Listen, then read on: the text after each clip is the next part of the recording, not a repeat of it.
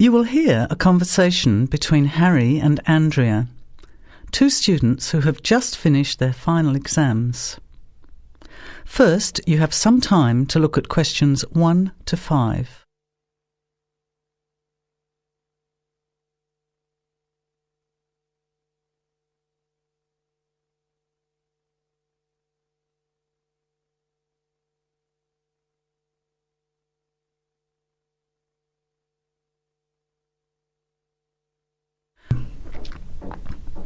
Listen carefully to the conversation and answer questions 1 to 5.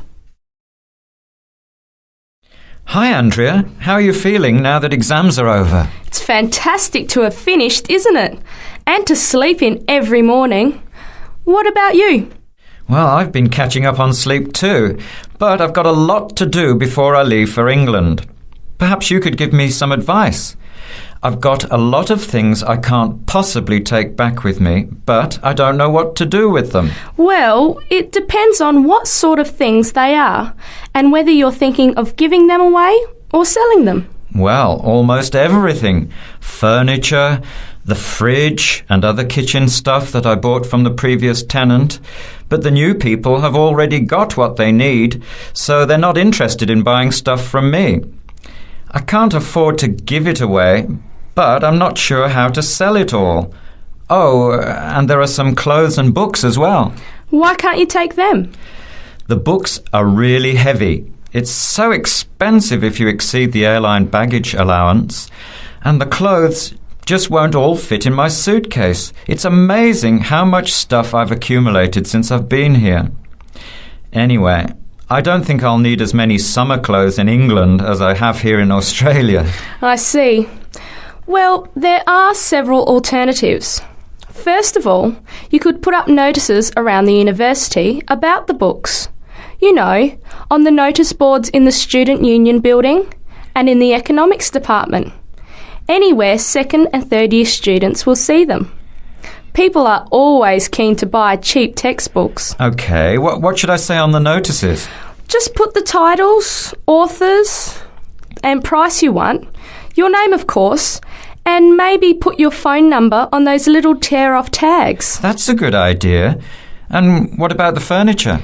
You could try doing the same thing, but usually students are away all summer, so they don't want to buy furniture now.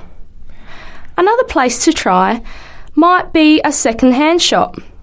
Someone from the shop will usually come around and give you a free quote, and then you can decide. But you don't usually get much money for that sort of stuff. Before you hear the rest of the conversation, you have some time to look at questions 6 to 10.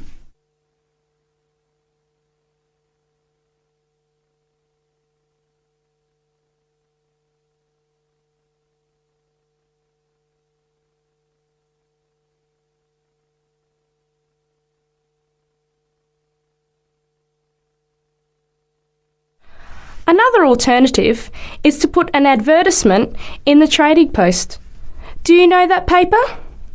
It comes out every week advertising things people want to sell. You have to pay to put the advert in and then hope people phone. Give them as much information as possible, and if they're interested, invite them to come and have a look.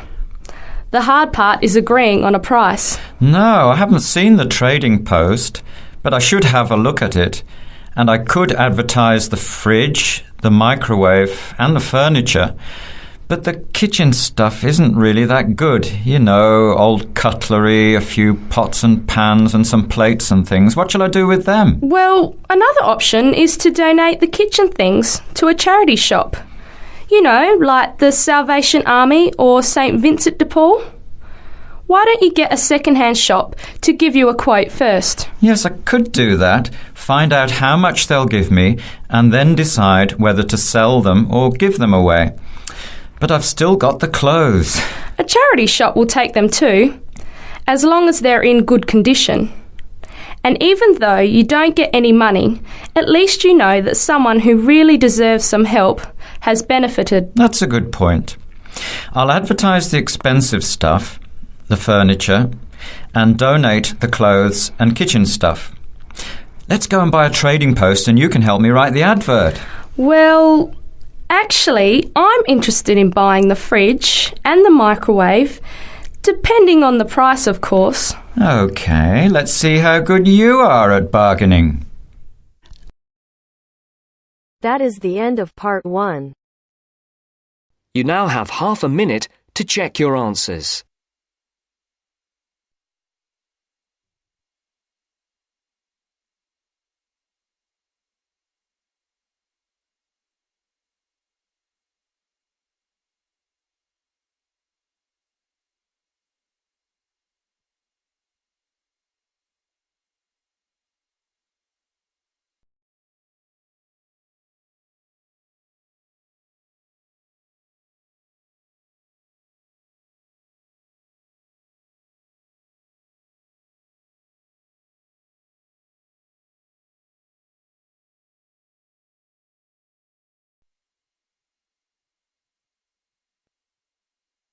Now turns to part 2.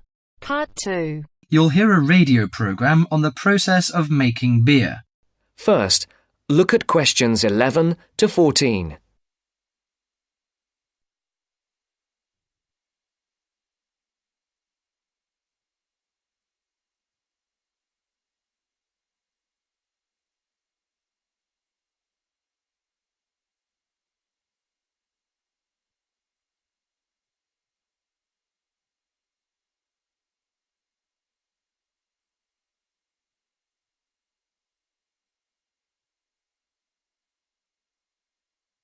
Listen carefully.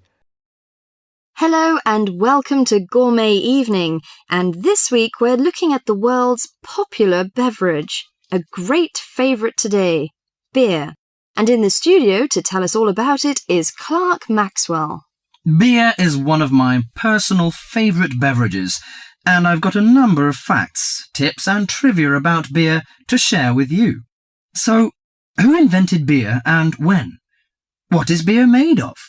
Actually, historians are not entirely sure when beer was invented, but they guess that beer was created accidentally by early nomadic tribes roughly 10,000 years ago. The 4 primary ingredients are malt, hops, yeast and water. Malt, which gives the beer a sweet taste, is made from barley soaked in water until its husks open and sprout. The sprouts are then dried and crushed. The small flowers of the hops vine are added partly because they taste bitter, helping balance the sweetness of the malt. Hops prevent the growth of bacteria that can spoil beer. Yeast is responsible for fermentation, which creates the alcohol and carbonation. Beer makers sometimes use additives or substitutes for malt or hops. Substitutes such as corn or rice can make a beer lighter or cheaper to produce. Before the broadcast continues, look at questions 15 to 20.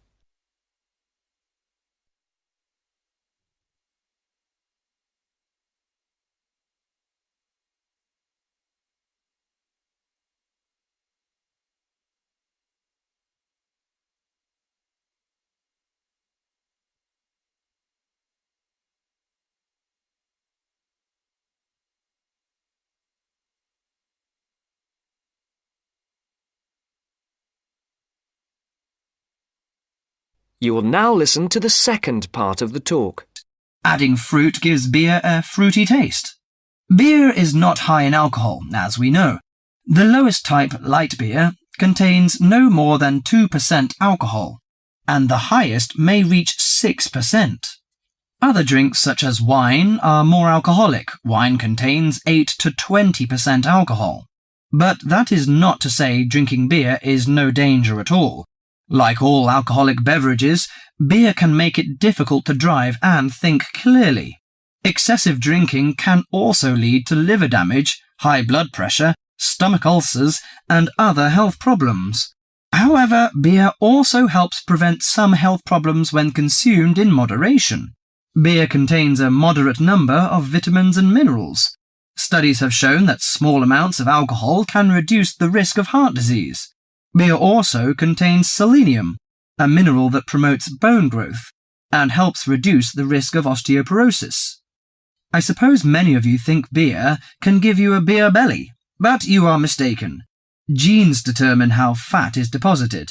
No food or drink can create fat deposits in specific areas of the body. As with all foods, the more calories you consume, the more likely they are to be stored as fat and cause weight gain. Beer contains no fat and averages 150 calories per serving. Well, one more thing. Pay attention to the storage and containers of beer. They will affect its taste. It's a mistake that the taste of beer improves with age, like that of some wines. Beer is a food product that will eventually become stale. It should be stored in a cool, dark location before consumption. And the colour of a bottle can influence the flavour.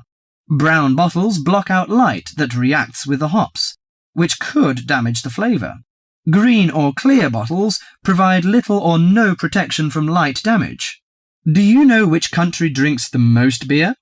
Although Britain is even on the list of big consumers, actually, the Czech Republic consumes the most beer, at 156 litres per person per year, followed by Ireland and Germany. That is the end of part 2. You now have half a minute to check your answers.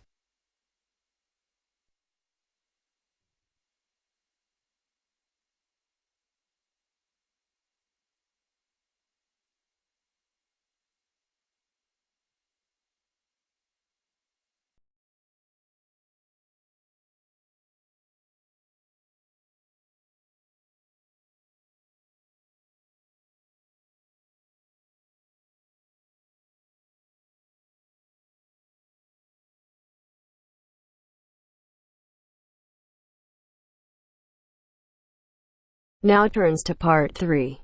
Part 3. First, you have some time to look at questions 21 to 26.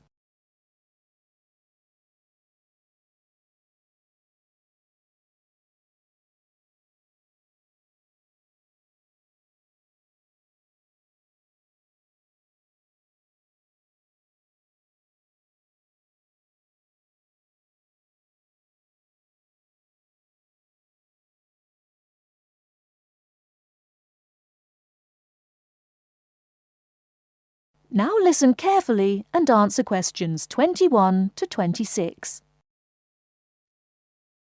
Good evening, and welcome to this month's Observatory Club lecture. I'm Donald Mackey, and I'm here to talk to you about the solar eclipse in history. 1,000 years ago, a total eclipse of the sun was a terrifying religious experience. But these days, an eclipse is more likely to be viewed as a tourist attraction than as a scientific or spiritual event. People will travel literally miles to be in the right place at the right time to get the best view of their eclipse. Well, what exactly causes a solar eclipse? When the world goes dark for a few minutes in the middle of the day. Scientifically speaking, the dark spot itself is easy to explain. It is the shadow of the moon streaking across the earth. This happens every year or two, each time along a different and, to all intents and purposes, a seemingly random piece of the globe. In the past, people often interpreted an eclipse as a danger signal heralding disaster, and in fact, the Chinese were so disturbed by these events that they included among their gods one whose job was to prevent eclipses. But whether or not you are superstitious, or take a purely scientific view, our earthly eclipses are special in 3 ways. Firstly, there can be no doubt that they are very beautiful. It's as if a deep blue curtain had fallen over the daytime sky as the sun becomes a black void surrounded by the glow of its outer atmosphere. But beyond this, total eclipses possess a second, more compelling beauty in the eyes of us scientists, for they offer a unique opportunity for research. Only during an eclipse can we study the corona and other dim things that are normally lost in the sun's glare. And thirdly, they are rare. Even though an eclipse of the sun occurs somewhere on Earth every year or two, if you sit in your garden and wait, it will take 375 years on average for one to come to you. If the moon were any larger, eclipses would become a monthly bore. If it were smaller, they simply would not be possible. The ancient Babylonian priests, who spent a fair bit of time staring at the sky, had already noted that there was an 18-year pattern in their recurrence, but they didn't have the mathematics to predict an eclipse accurately. Before you hear the rest of the talk, you have some time to look at questions 27 to 30.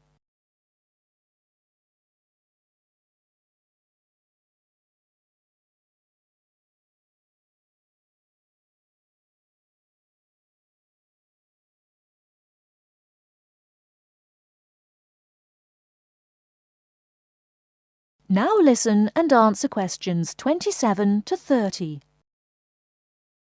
It was Edmund Halley, the English astronomer, who knew his maths well enough to predict the return of the comet, which incidentally bears his name, and in 1715 he became the first person to make an accurate eclipse prediction. This brought eclipses firmly into the scientific domain, and they have since allowed a number of important scientific discoveries to be made. For instance, in the eclipse of 1868, two scientists, Janssen and Lockyer, were observing the sun's atmosphere, and it was these observations that ultimately led to the discovery of a new element.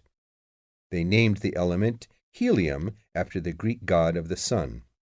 This was a major find because helium turned out to be the most common element in the universe after hydrogen. Another great triumph involved Mercury. I'll just put that up on the board for you now. See, there's Mercury, the planet closest to the sun. Then there's Venus, Earth, etc. For centuries, scientists had been unable to understand why Mercury appeared to rotate faster than it should. Some astronomers suggested that there might be an undiscovered planet causing this unusual orbit, and even gave it the name Vulcan. During the eclipse of 1878, an American astronomer, James Watson, thought he had spotted this so-called lost planet. But alas for him, he was later obliged to admit that he had been wrong about Vulcan and withdrew his claim. Then Albert Einstein came on the scene. Einstein suggested that rather than being wrong about the number of planets, astronomers were actually wrong about gravity. Einstein's theory of relativity, for which he is so famous, disagreed with Newton's law of gravity in just the right way to explain Mercury's odd orbit. He also realized that a definitive test would be possible during the total eclipse of 1919, and this is indeed when his theory was finally proved correct. So there you have several examples of how eclipses have helped to increase our understanding of the universe. And now let's move on to social.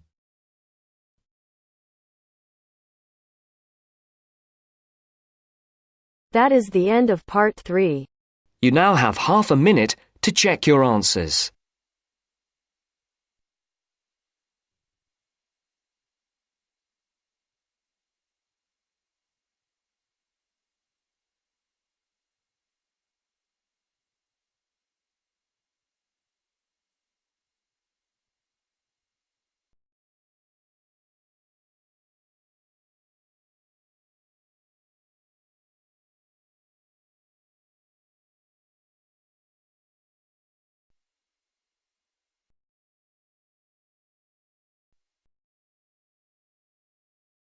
Now turns to part 4.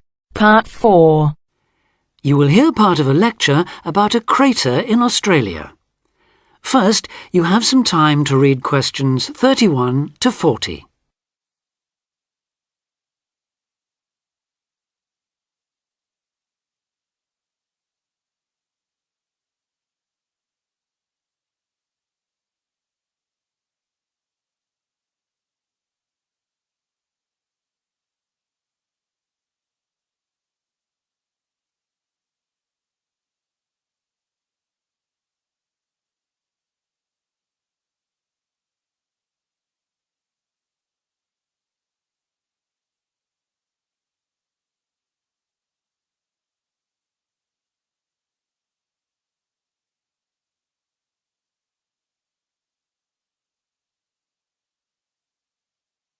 Now listen carefully and answer questions 31 to 40. Lake Acraman in South Australia is Armageddon for the purist.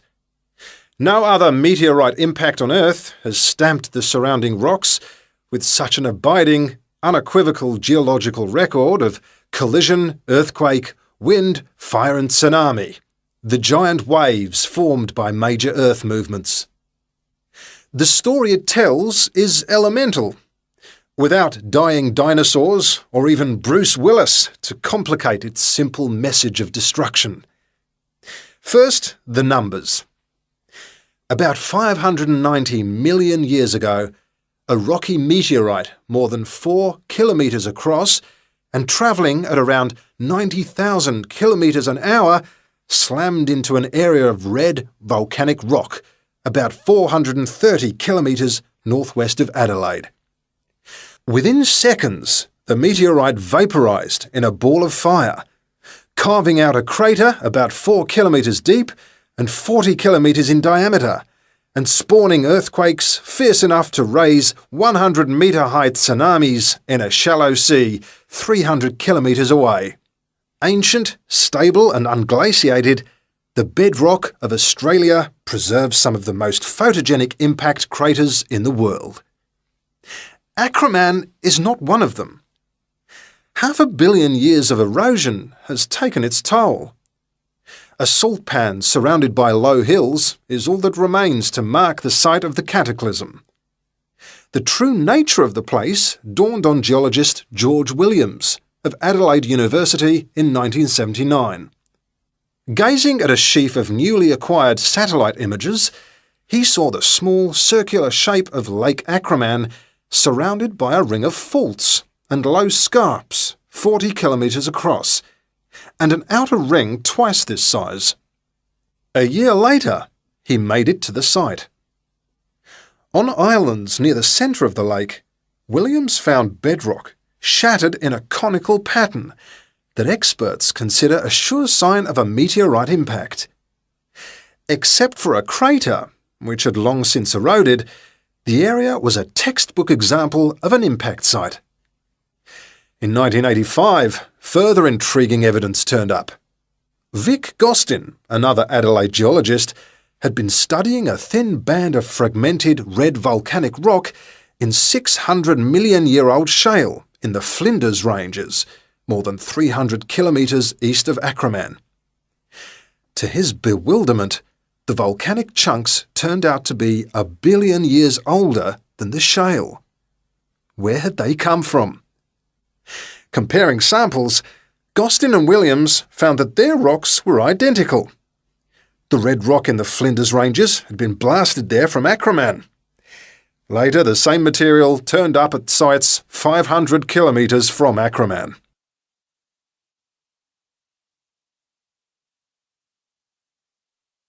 Everywhere, the bands of fragments showed the same structure.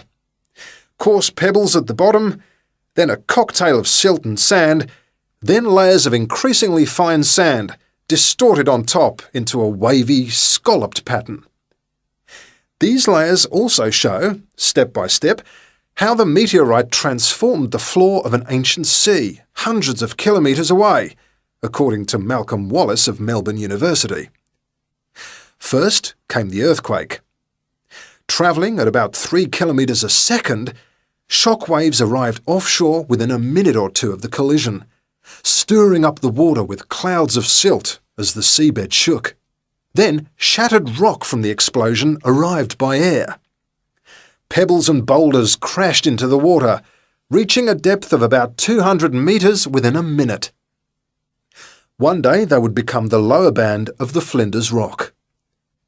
Sand took up to an hour to come to rest, finally bedding down with the silt that was also now settling on the sea floor as the effects of the earthquake died away. This mixture would eventually form the next layer. About an hour after the meteorite's impact, huge waves rolled in, leaving the ripples on the surface that later hardened into rock. Clear as mud is not an oxymoron. In Acraman, the arid, timeless Australian outback has preserved the closest thing the earth can boast to a perfect pockmark, the pinnacle of imperfection. That is the end of part 4. You now have half a minute to check your answers.